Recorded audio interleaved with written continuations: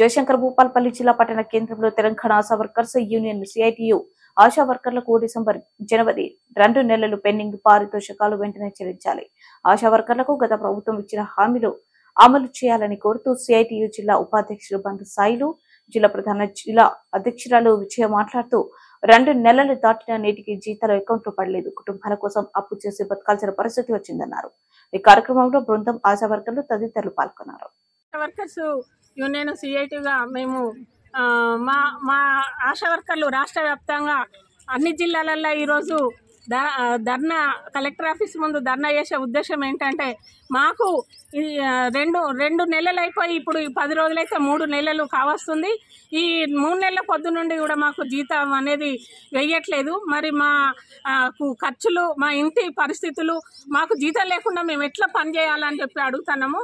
మాకు తక్షణమే మాకు ఈ 3 నెలల జీతము వేయాలని, అట్లాగే గతంలో నుండి కూడా మేము ఎమ్మెల్యేలకు, అది కలెక్టర్లకు, డిఎంఎన్హెచ్ఓలకు మేము వినతి పత్రాలు ఇవ్వడం జరిగింది. మాకు ఫిక్స్డ్ వేతనం అనేది లేదు, ఒక నిర్దిష్ట పని అనేది లేదు. ఫిక్స్డ్ వేతనం చేయాలి, 18,000 ఫిక్స్డ్ వేతనం చేయాలి. మాకు సంబంధం లేకోకుండా వేరే ఇతర పనులు చేయించరాదు. అభయహస్తం అని, మహాలక్ష్మి అని, గ్యాస్ లేదని అవి కూడా మాకే తలగబెడదామని చూస్తాను.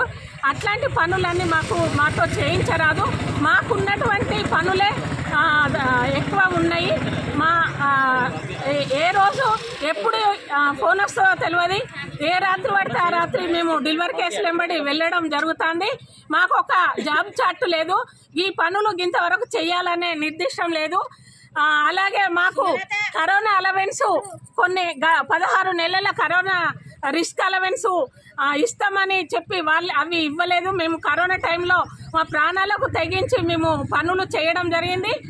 16 నెలలు బకాయి ఉంది, అది వెంటనే చెల్లించాలి. పిఎఫ్, ఈఎస్ఐ సౌకర్యం కల్పించాలి. ఆరోగ్య బీమా సౌకర్యం కల్పించాలి.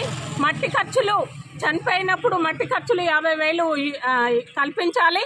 అలాగే రిస్క్ అలవెన్స్ ఇవ్వాలి. మాతోని స్ఫూటన్ డబ్బాలు మోయించరాదు.